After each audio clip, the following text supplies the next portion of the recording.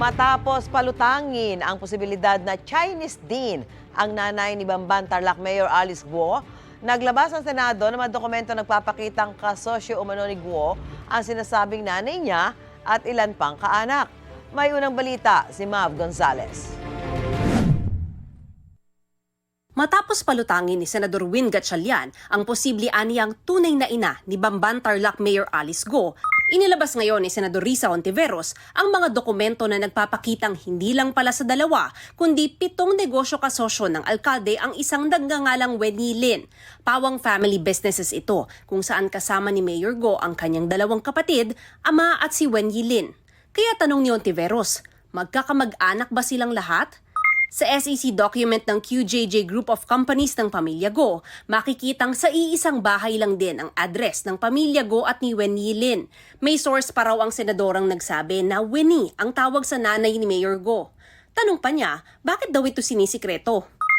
Sa dokumento naman ng Bureau of Internal Revenue na ibinahagi ni Hontiveros, sabi ng senadora, katakataka ang mga birth date ng co-incorporators ni Mayor Guo na sinasabing mga kaanak din niya.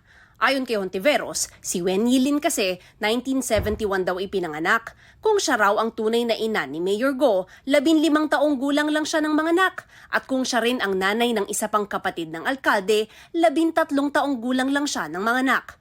Maliban na lang daw kung gawa-gawa lang ito lahat ng isang sindikatong Chino na pinayagan ng mga kawani ng gobyerno.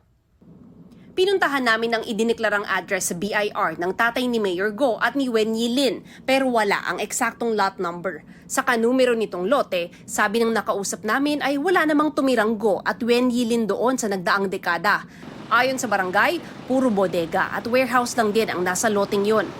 Pinuntahan din ng GMA Integrated News ang address ng mga Guo sa Valenzuela na mula sa ipinakitang dokumento ni Gatchalian. Pero ayon sa aming nakausap, wala raw ganoong pangalan doon.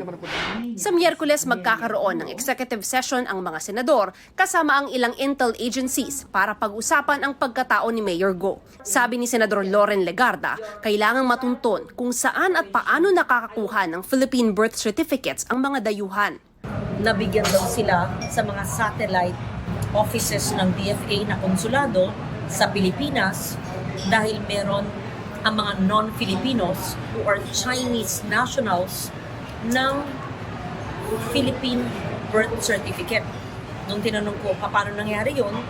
Galing daw sa PSA. Yan ay question mark. Or kung meron bang ibang source, saan? Bakit? Paano? Kaya hindi dapat pabayaan ng issue yan. It's every inch a very serious national security concern. Sinubukan naming kunan ng panig ang kampo ni Mayor Guo pero wala pa rin silang tugon. Ito ang unang balita. Mav Gonzalez para sa GMA Integrated News.